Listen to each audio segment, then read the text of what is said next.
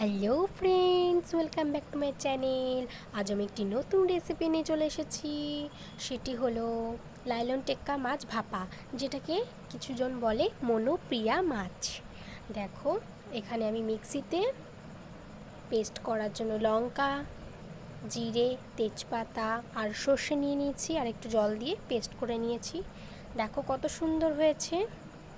আজ আমি দুটো শাউট আউট দেবো। এখানে ঈশা লিখেছে, দেখেই খেতে ইচ্ছা করছে। অন্য একটি ভিডিওতে বলেছিল, থ্যাংক ইউ ঈশা, তোমার খেতে ইচ্ছা করলে চলে এসো আমাদের বাড়ি। দেখো পেস্টটা হয়ে গেছে। এরপরে আমি একটি পাত্র নিয়ে নেব, তার মধ্যে একটা একটা করে মাছ নিয়ে নেব। আরেকটি শাউট আউট স্বপ্ন উড়ান, সে বলেছে নাইস, থ্যাংক ইউ তাকেও।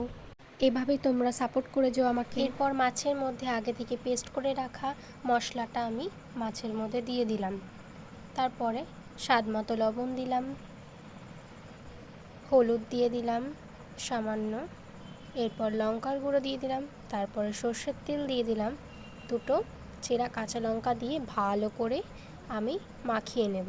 মাখানো হয়ে গেলে আমি 20 থেকে 25 মিনিট ঢাকা দিয়ে রেখে দেবো। এরপর কড়াই গরম হয়ে গেলে কড়াইয়ের মধ্যে আমি পেস্ট আর মাছটা দিয়ে দিলাম। এরপরে আস্তে আস্তে হতে থাকুক। দেখো আমার হয়ে গেছে। সবাই অন্যভাবে ভাপা দেয়, আমার এই ভাপাটা আরও টেস্টি। এইভাবে তোমরা করে দেখো, অনেক টেস্টি খেতে হবে। গরম গরম ভাতের সাথে হেভি টেস্টি লাগবে। তোমরা খেয়ে দেখো। আমার তৈরি হয়ে গেছে মনোপ্রিয়া মাছ ভাপা। দেখো রেডি। Tata, bye bye.